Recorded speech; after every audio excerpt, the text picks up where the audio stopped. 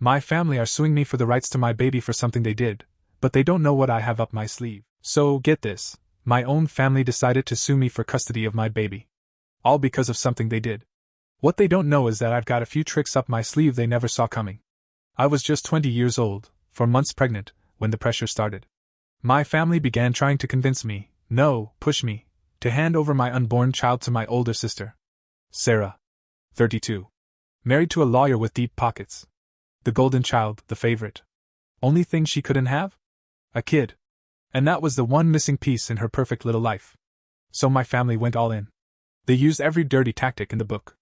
Emotional manipulation, sketchy-looking adoption forms, and even tried to mess with my head.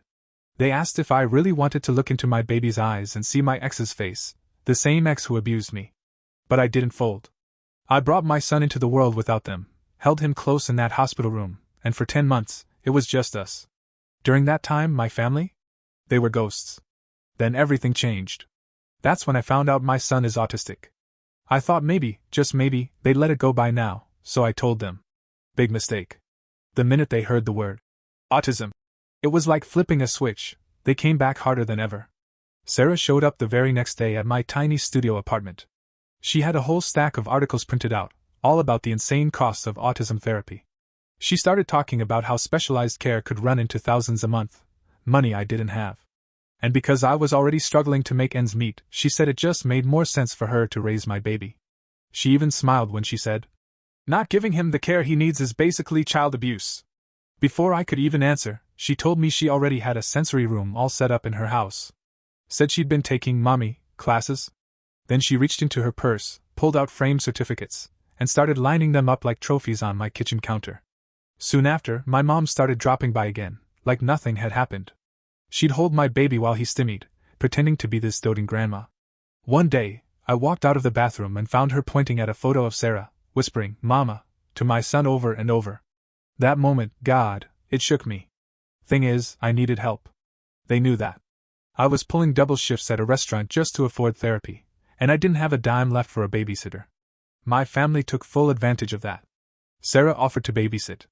First day, she smiled and said she'd follow all my rules. Promised me she respected me as his mother. But I didn't trust her. Not for a second. So, I hid a nanny cam inside my kid's favorite teddy bear, didn't tell anyone. And for the first few weeks, things looked okay. Until one Wednesday.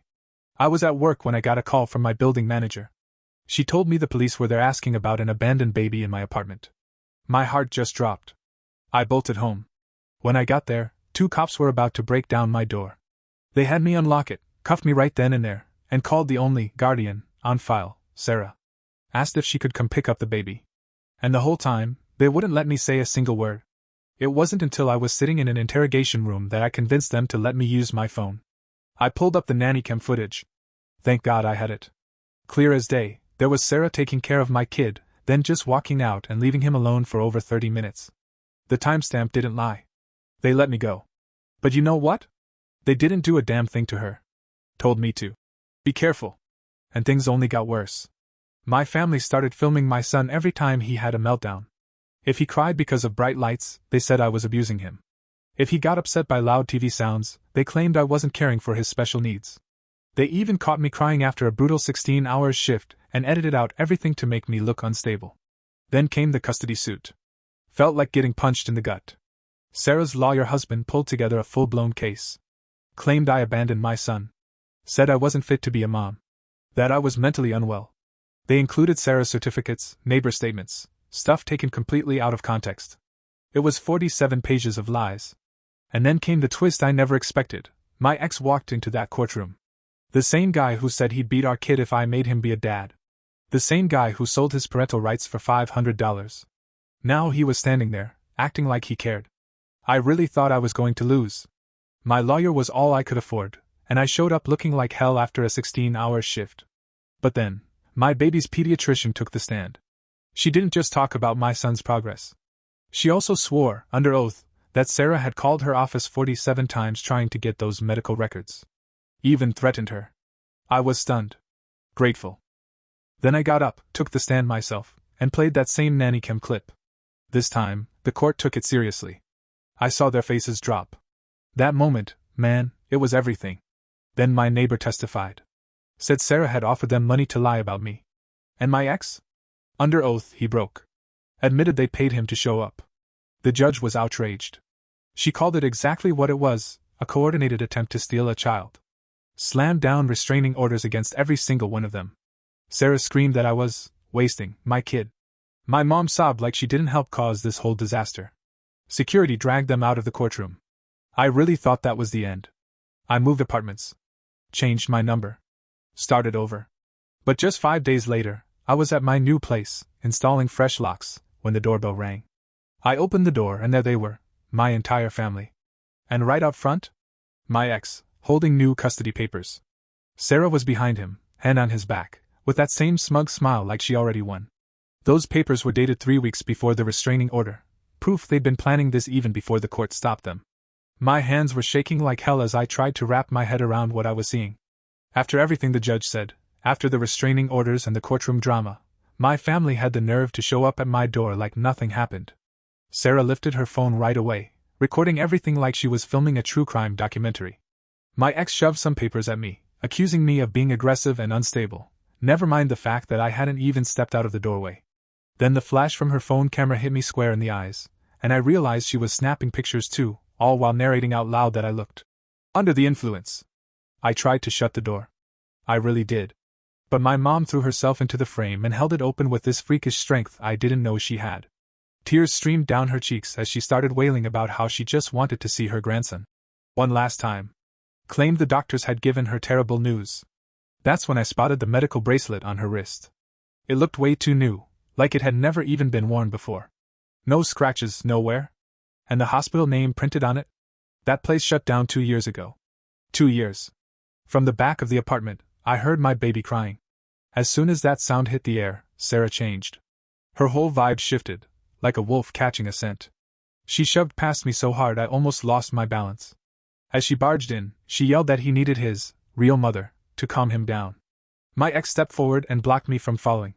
He used his size to fill the hallway, adjusting his position every time I tried to slip around him, like we were playing some messed up version of one-on-one, and my kid was the ball. Sarah knew exactly where to go. She didn't even hesitate at the hallway. She went straight to my son's door, turned the knob like she'd done it 100 times before, and walked right in, like it was her home. Meanwhile, my mom was still recording the whole thing from her phone. I could hear my son's cries getting louder.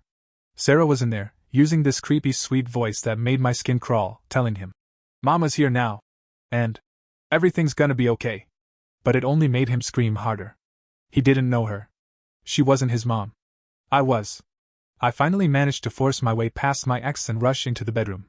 There she was, Sarah, rocking my son in her arms, whispering that his real mama had come to save him. My mom's voice was in the background, narrating like a reality show producer, saying I had left him alone to cry and didn't care. And then I saw it. The clothes he was wearing weren't even his. I hadn't bought them. They still had price tags on them. They'd dressed him up like a prop. That's when it hit me like a freight train. They'd broken into my apartment before. They had scoped this whole thing out. Planned it. I went for my phone to call the cops, but my ex yanked it out of my hand and tossed it to Sarah's husband, who, apparently, had been hiding in my bathroom this whole time. He stepped out holding some photos like he was ready to present evidence in court. Said it was my drug stash. The pictures were of my prescription anxiety meds, stuff any overwhelmed single mom might need just to function. But the bottle in the photo didn't match mine. It had a different label, with a dosage that was 3 times stronger than what I was actually prescribed. That's when I realized they'd planted fake evidence during one of their earlier break-ins. Neighbors started coming out of their apartments from all the noise. Instead of backing down, Sarah turned it into a show. She shouted that they were there to rescue the baby from a drugged-out mother. Waved the fake photos around like they were proof. My mom added her own dramatic flair, crying that she'd done everything she could to help me get clean.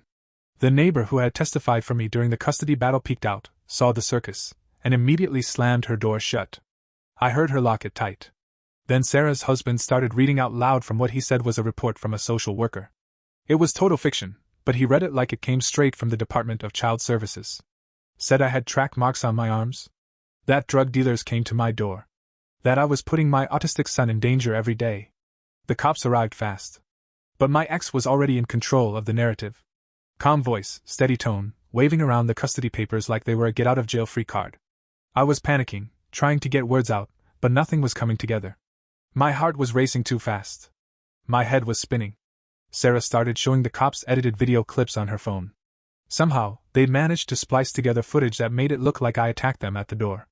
Different camera angles, different lighting. It meant they had at least 2 or 3 people filming the whole time. This was never meant to be a visit. This was a setup. And then, just my luck, the responding officer was the same guy who'd let Sarah off the hook before. I saw his expression change the second he looked at their evidence. He barely glanced at the restraining order I showed him on my laptop. Looked downright annoyed, like I was making things harder. Sarah's husband suggested that the conflicting court orders meant there had to be an emergency custody hearing to sort things out. For the child's well-being. He sounded so damn reasonable, it made me want to scream. Then, right on cue, my ex pulled out some printed text messages, supposedly from me. They were all about how I was too strung out to take care of my son. Totally fake. But they had spoofed my number to make them look real to anyone who didn't know tech.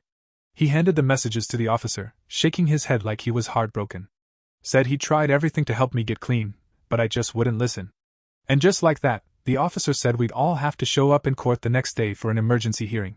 Sarah grinned like she'd already won. Then he announced that, because of the evidence presented, fake drug paraphernalia, fake messages, Sarah would be taking my baby for the night. For safety. She already had a car seat in the back of her fancy SUV. Brand new.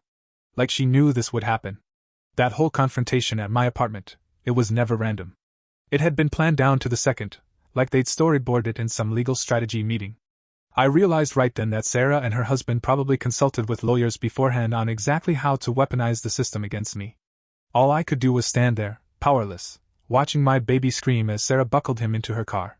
My mom hovered beside me, whispering how this was for the best, and that if I really loved my son, I'd just let it happen quietly. Her breath reeked of wine. It wasn't even noon. I remember thinking she must have been drinking for hours to numb herself before doing something like this to her own daughter. When I finally got back inside, my landlord was already waiting, with an eviction notice in hand. Said he couldn't allow any drug activity on the premises and that neighbors had complained about the disturbance. I didn't even get a chance to explain. It was clear Sarah's husband had gotten to him first. The man gave me 3 days to clear out, which I'm pretty sure isn't even legal, but without a lawyer, what could I do? The next morning, I dragged myself to work, hoping to at least scrape together some money to fight this thing. My manager met me at the door. No greeting, just a cold look and a folder in his hands. Told me I was terminated, effective immediately. Inside the folder were printouts, posts from social media accusing me of being a drug addict. Hundreds of shares. Concerned community members. The original post had been timestamped 2 hours before the whole scene at my apartment, which meant they planned it all before it even happened. A few coworkers passed me, refusing to make eye contact. I collected my last check, barely enough to cover a sketchy motel for a couple nights. One of the news servers leaned in and quietly told me Sarah had been there the day before, asking about my schedule, asking if I'd ever seemed high on the job. She was planting seeds, and those seeds bloomed the second the posts went viral. I figured I'd get my meds refilled and try to calm down enough to think straight. But when I got to the pharmacy, the pharmacist told me my prescription had been cancelled. Said my doctor had gotten concerning information about possible drug-seeking behavior. I pointed to the security screen behind her, clear as day. Sarah's husband was on it, walking out of the pharmacy 30 minutes before I got there. The pharmacist just pretended not to see him. No meds meant more panic attacks. More instability. And with court tomorrow, that was exactly the image they wanted to paint of me.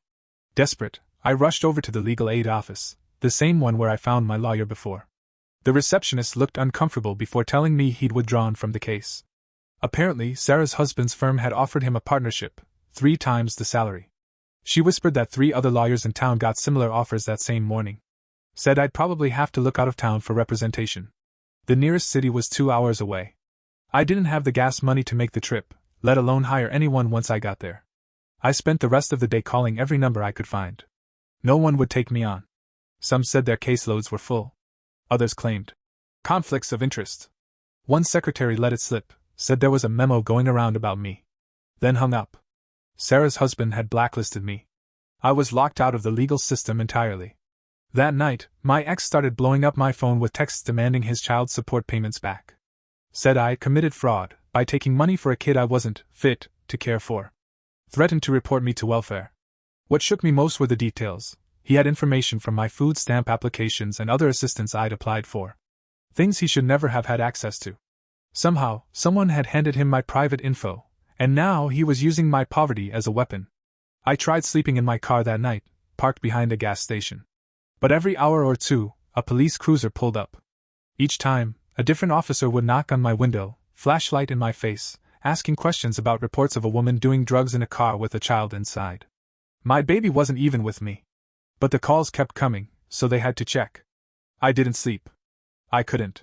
By the time the sun came up, I looked exactly like the person Sarah was painting me to be.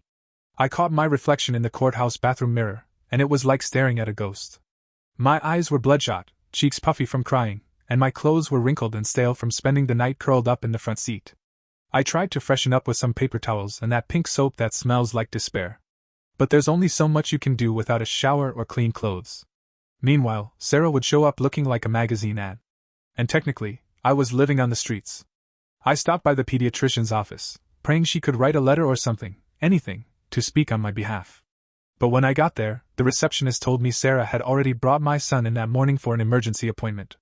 She was claiming developmental delays caused by neglect. I peeked through the glass into the waiting room and saw my baby wearing a medical alert bracelet. He'd never needed one before. Sarah was holding him while loudly discussing his regression, blaming everything on my supposed neglect.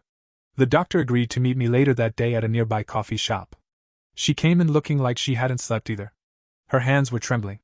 She told me Sarah's husband had sent her 3 separate legal notices threatening to sue for malpractice if she got involved again. He dug up old patient complaints, some from nearly a decade ago, and promised to drag her practice through the mud if she so much as wrote a single line in my defense. She had a staff, patients, a family. She couldn't risk it. I understood, but it still felt like another gut punch. I got to the courthouse early, hoping to breathe, to think. But Sarah was already there, with her army of lawyers.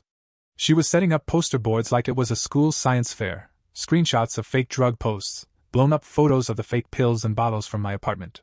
And I had nothing. Sarah's husband was running the courtroom like a conductor in front of a symphony.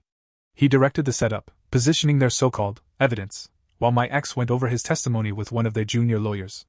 They made sure every piece of the performance was locked in. The stress hit me so hard I ran for the nearest courthouse bathroom and threw up. Couldn't hold it back. My body just gave out from the anxiety. I didn't realize someone was in the next stall until I heard the voice. It was Sarah's friend, someone I vaguely recognized, already recording me with her phone, narrating loudly for everyone to hear that I was going through drug withdrawal. Her voice echoed, making it sound like a public announcement. I looked down and saw the visitor badge on her chest. She was there for family court. They'd planted her there, just to catch me at my worst. I tried to pull myself together. I really did.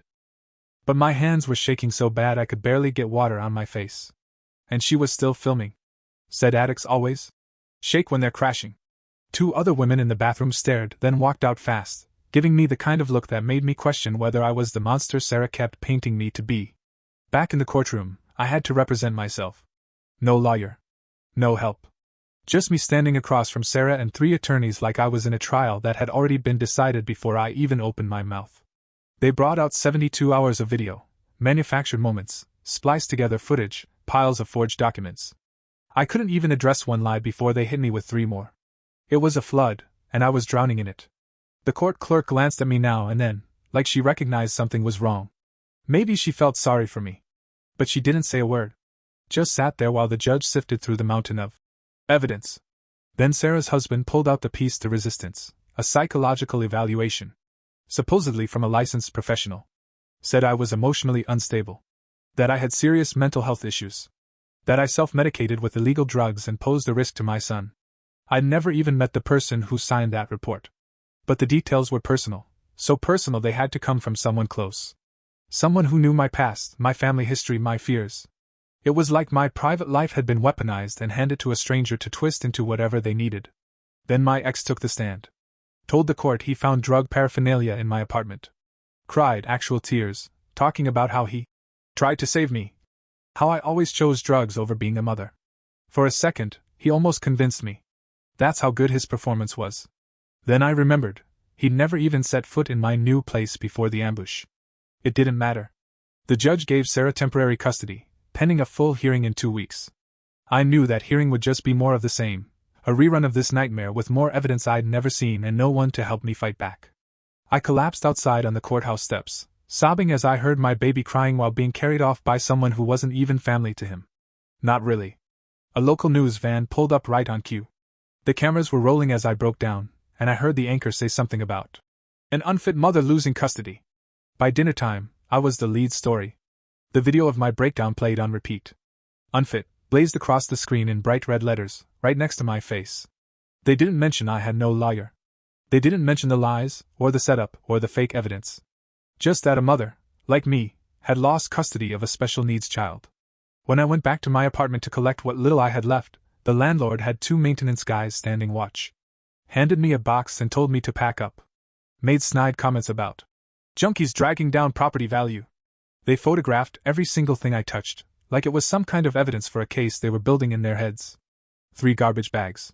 1 laundry basket. That's all I had left to show for my life. That night, I sat on a bench outside a bus shelter, watching my own face loop on a TV inside a nearby storefront. The anchor's voice echoed through the street. She was married to someone in Sarah's mommy group, and I guess she'd taken Sarah's side completely. Called me a textbook case of a mother who shouldn't have had a child in the first place. The next day, I went to the public library just to get off the street and use a computer. I needed to know what my options were. That's when I found it. Sarah's blog. It was called Saving My Nephew. It documented her so-called journey of rescuing a special needs child from an unfit parent. But what stopped me cold was the date of the first post. 6 months ago. That was before my son was even diagnosed with autism. Before any of this started. She'd been planning it. She even posted pictures of the nursery, taken inside my old apartment. Photos from when I trusted her to babysit. Every entry twisted the truth. Made me out to be unstable, selfish, dangerous. She painted herself as the savior. The comments section was full of people cheering her on. Calling her brave. Donating money to her legal fund. She wasn't just stealing my son, she was getting paid to do it. I managed to get a meeting with a social worker who handles custody disputes. But the second I sat down, I knew I was wasting my time. She already had her mind made up. Kept referencing all the documentation that had been submitted about my mental health and supposed drug use. Barely listened to a word I said. When I mentioned the blog, the premeditation, the photos from my apartment, she just waved it off. Said Sarah was a concerned aunt. Trying to help. Nothing illegal about that. The very system that was supposed to protect families had been twisted into a weapon against me. My car broke down outside the welfare office while I was trying to apply for emergency assistance. As if that wasn't bad enough, the tow truck guy showed up already suspicious. Said someone had reported an abandoned vehicle with drug paraphernalia. My car had nothing in it but some clothes and baby blankets. Still, he made me unpack everything right there on the sidewalk. Strangers walking by staring. Judging. Sarah's reach went beyond lawyers and courts, it extended to tow truck drivers. Anyone she needed to help destroy me. I found a temporary bed at a women's crisis center. I thought maybe, just maybe, I could catch my breath there. Then they told me Sarah volunteered twice a week. The intake coordinator smiled as she called her our most dedicated volunteer. Said Sarah had a real gift for helping struggling mothers. I wanted to scream. But I stayed quiet. Because now, every step I took was being watched. I had to lie about who I was just to stay under the radar at the shelter, sleeping under the same roof where Sarah was treated like some kind of living saint. The intake form had a box for custody issues. Every form already had the word liar scribbled in next to that question. In pencil. It was like someone had pre-marked them before I ever showed up. Thanks to Sarah's clout, I was held to stricter rules than anyone else there. I had to take daily drug tests, even though I'd never touched anything, while other women with actual addiction issues came and went without half as much scrutiny. The staff tracked my every move, writing down notes about who I talked to, how long I talked, what I said. One of the women in the dorm whispered to me one night that Sarah had warned them. Told them someone dangerous might try to sneak in. She described a person who sounded exactly like me. At one point, I snuck into the donation bin and pulled out an old smartphone. It was the only way I could check my baby's daycare portal since my account had been shut down for non-payment. That's when I saw he'd been withdrawn from the program. The note on his file said he had behavioral issues and needed more specialized support than they could offer. Which was just Sarah speak for, I want him isolated. She was homeschooling him now. That meant no more mandated reporters. No teachers. No therapists. No one to raise the alarm if something went wrong. The last entry from his teacher said his meltdowns were increasing. That his developmental progress had slipped since being separated from me.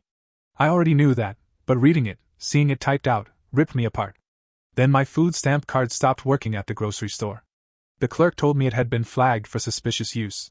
Someone had reported that I was selling benefits for drugs.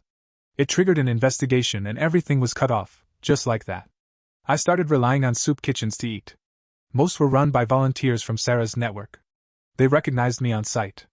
They served me last, gave me the smallest portions, and said things like, "Hope our tax dollars are keeping you well fed, sweetheart." Then one day, I was standing in line at a food bank when my ex found me. He strolled right up, bold as anything, and pulled out a wad of cash. Offered me $1,000 to sign away all rights to our son, forever. The bills had sequential serial numbers. They were marked. If I took them, they could twist it into proof that I sold my child for money. He even smiled and said dropping the shoplifting charges was his little show of good faith. Then he whispered that nobody would ever believe a homeless drug addict in court. People in line started murmuring, whispering about someone selling their kid. And just like that, they moved away from me like I was contagious. That night I hit my limit.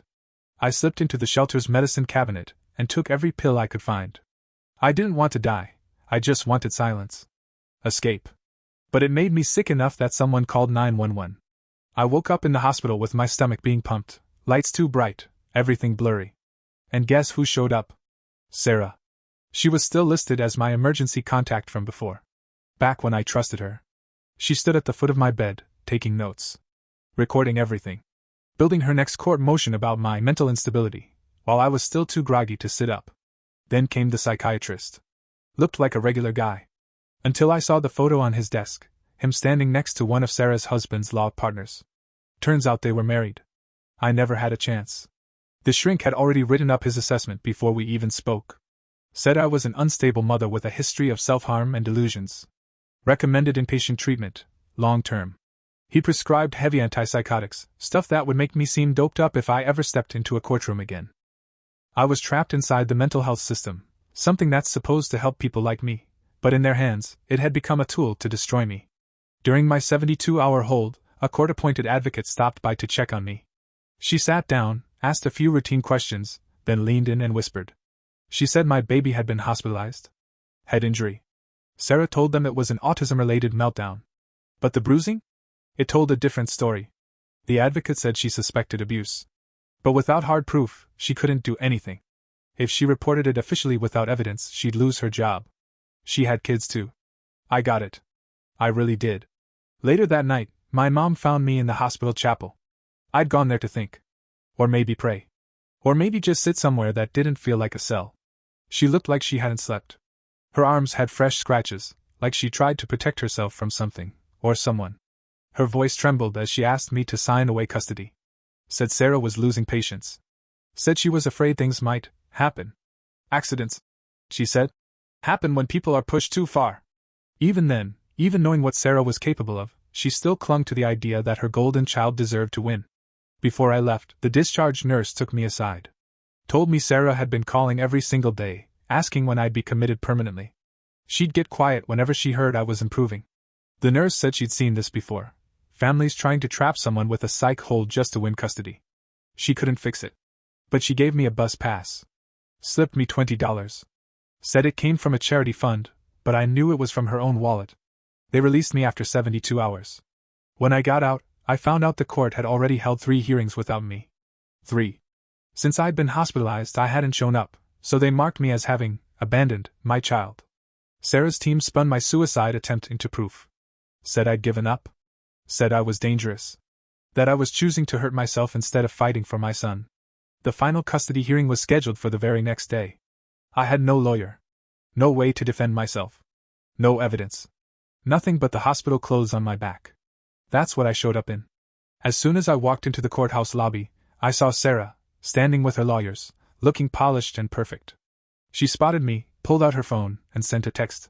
Within seconds, a security guard approached and said I needed to go through an enhanced screening. They patted me down. Checked my pockets. Waved a wand over me. Searched my shoes. Other people walked in freely. But me? They made a scene. Even the courthouse security was under her thumb. I was sitting outside the courtroom, nerves shredded, when someone I didn't expect approached me, my ex's new girlfriend. She looked jumpy, eyes darting down the hallway like she wasn't sure if she should be doing this. Then she showed me her phone. Text messages from Sarah. Sarah had asked her to buy a shocking amount of baby sleep aid, way more than any toddler should ever have. Turned out she'd been drugging my son with adult-sized doses of melatonin just to keep him quiet and compliant. Because she couldn't handle his real needs. The girlfriend admitted she didn't think much of it at first, but after looking up the dosages, she realized how dangerous it was. Her hands were trembling. She said she was scared, but if it would help protect the baby, she was willing to testify. We got called into chambers before the main hearing. Sarah's husband wasted no time. He painted my suicide attempt as proof that I was unstable, unfit, a danger to my child. I had no attorney to push back. Just me, trying to breathe through the panic, while he laid out a version of me I didn't even recognize. The judge's desk had a photo sitting on it, some charity golf tournament, probably. And there he was, smiling shoulder to shoulder with Sarah's husband and half his legal team. Subtle, but clear. This wasn't a hearing. It was theater. Back in the main courtroom, Sarah walked in holding my baby. And right on cue, he had a meltdown, loud, uncontrollable, overwhelmed by the environment. Instead of using the techniques I'd taught her back when I made the mistake of trusting her with him, she lost it. She shook him. Screamed at him to stop crying, in front of the entire courtroom. The room fell completely still. The court reporter froze, her fingers hovering above the keys. Even the bailiff took a step forward, unsure if he should intervene. That's when my ex's girlfriend stood up. She raised her voice and told the judge she had proof Sarah had been drugging the baby. It exploded into chaos. The judge immediately called for a recess. Sarah shrieked that the woman was lying out of jealousy, flailing as her perfect image crumbled. In the hallway bathroom, Sarah ambushed me. Cornered me. Grabbed my arm so hard it left bruises. She hissed into my ear that I'd better make the girlfriend back off, or she'd make sure my baby paid the price.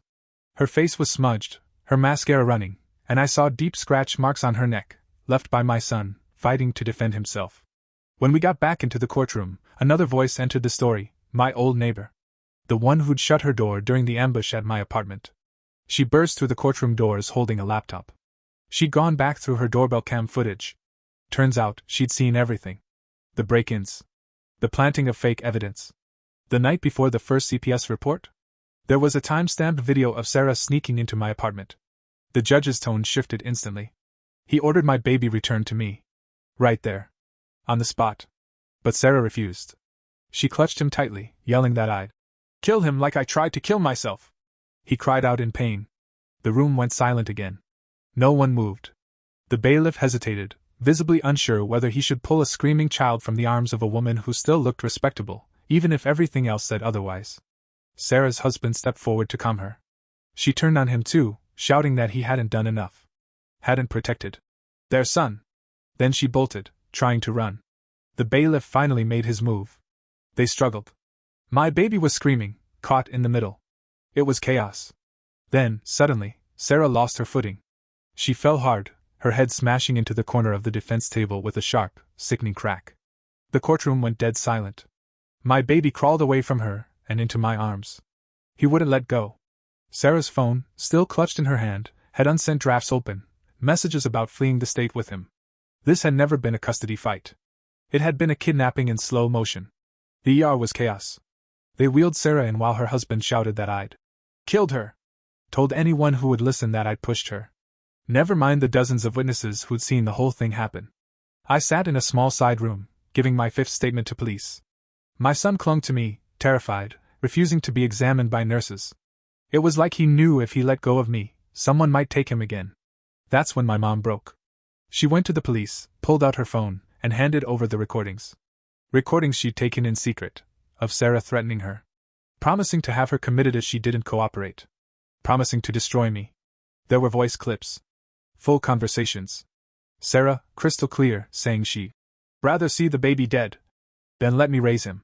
She laid out the entire plan, how long she'd been preparing, what she'd coached people to say. Mom had been gathering evidence for months. Too scared to use it, until now, when she finally saw what her silence had helped create. My ex broke down too. Admitted Sarah had offered him $50,000 to play the role. Showed them the transfers, payments from Sarah's husband's firm, disguised as consulting fees. Every single one lined up with a court date, or a lie he told under oath. The whole thing was exposed. A conspiracy so deep it had bled into the legal system. And then, Sarah died. 4 hours after her fall, while I was in the pediatric ward giving my baby his seizure medication, she died of a brain hemorrhage. That same night, her husband served me with a wrongful death lawsuit. The date on the papers? From the day before. He'd prepared to sue me before she even died. The process server looked like he hated every second of it. Handing legal papers to a mother holding her child in a hospital. But he did it anyway. Soon after, the district attorney held a press conference. Announced criminal charges against Sarah's husband and other members of my family: conspiracy, perjury, attempted kidnapping.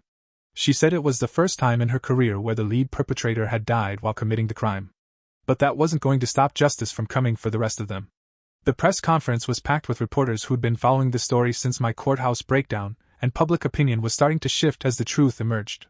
I packed everything we owned into a small rental truck while reporters camped outside trying to get an exclusive interview. My mom stood on the sidewalk begging for forgiveness and promising she'd testify against everyone involved if I just let her back in our lives. I couldn't trust her after everything she'd done and enabled, so I drove away without looking back. The moving truck was already loaded because I'd learned to act fast and never give them time to plan their next attack. At the airport, Sarah's husband made one last desperate attempt by showing up at our gate with an emergency custody order. Airport police quickly verified it was forged and arrested him on the spot for fraud and violating his bail conditions. My baby played calmly with his sensory toy and didn't even recognize the man who had spent months trying to steal him. The other passengers whispered and pointed as they led him away in handcuffs while he screamed about justice for his wife. 6 months have passed since that horrible day in court, and our lives have completely transformed. I work as an advocate for parents facing custody battles and help them recognize the warning signs of systematic harassment that I missed until almost too late. My son is thriving with proper therapy and support from professionals who actually understand autism instead of seeing it as something to hide or drug away. Sarah's husband is serving 5 years for conspiracy and fraud while my mother got probation in exchange for her testimony.